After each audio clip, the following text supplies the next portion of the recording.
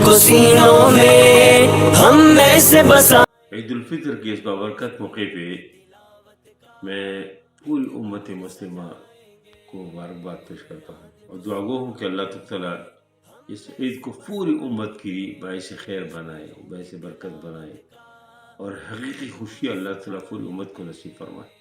امت مسلمہ کو اللہ تعالیٰ عروج نصیب فرمائے، ترقی نصیب فرمائے، نشرت ثانیہ نصیب فرمائے۔ اس موقع پہ ایک بات تو یہ ہے کہ ہم سب تکبیرات کا اہتمام کریں، باقاعدہ نمازوں کے بعد بھی عیدگاہ کے وقت جاتے آتے وقت تکبیرات پڑھے، بازاروں میں بھی جائے تو تکبیرات پڑھے اور زور سے پڑھے۔ خواتین تو آرام سے پڑھے لیکن مردوں کے لیے زور سے تکبیرات پڑھنے سنت ہے۔ دوسری ہے کہ جس راستے سے جائے کوشش کرے کہ واپس ہی دوسرے راستے سے آئے، یہ بھی ایک سنت عمل ہے۔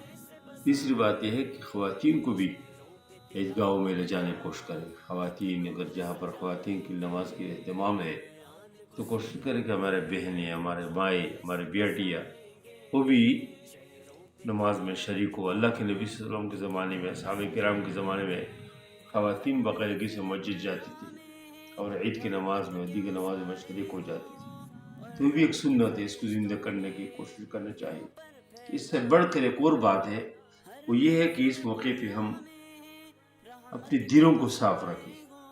جو ہم سے خفا ہے، جو ہم سے ناراض ہے، اس کو ہم خوش کریں، اور جو جس سے ہم خفا ہے اس سے ہم اللہ کی رضا کے لیے اس سے ہم خوشی کا اظہار کریں۔ اس سے اگر ہمارے دلوں میں کوئی مسئلہ ہے، کدورتوں کو، حسد اور بغض، ان تمام چیزوں کو دور کریں، اور اس موقع پر طور خاص ہم ان کے گھروں میں جائیں، ان کو اپنے گھر میں بلائیں تاکہ باہمی اخوت اور محبت یہ بڑھ جائے اور یہ دوری اور حسد یہ ساری چیز ختم ہو جائے۔ اور اس موقع پہ بطور خاص پوری امت مسلمہ کے لیے ہم دعائیں کریں، لیکن خاص کر جو فلسطین کے مسلمان ہیں ان کو خصوصی اپنی دعاؤں میں یاد رکھیں اور دعا کریں کہ اللہ تعالیٰ ان کی خصوصی مدد فرمائے، اور امریکہ اور یہودی ان کی جو غرور ہے اللہ تعالیٰ اس کو خاک میں ملا دے۔ پوری امت مسلموں کو عید الفطر بہت بہت مبارک ہو۔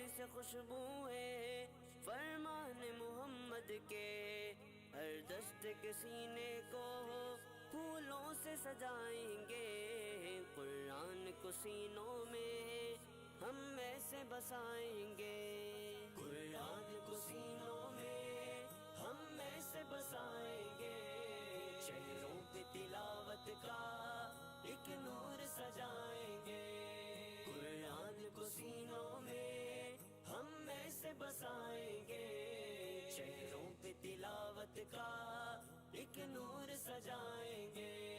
آقا نے کہا ہم کو برتر ہی وہ انسان ہے، توحید کے داعی ہے، جو رہبر ایمان ہے۔ آقا نے کہا ہم کو برتر ہی وہ انسان ہے، توحید کے داعی ہے، جو رہبر ایمان ہے۔ قرآن کو سیکھیں گے اور سب کو سکھائیں گے، قرآن کو سینوں میں ہم میں سے بسائیں گے، قرآن کو سینوں میں ہم میں سے بسائیں گے، چہروں پہ تلاوت کا ایک نور سجائیں گے، قرآن کو سینوں میں ہم میں سے بسائیں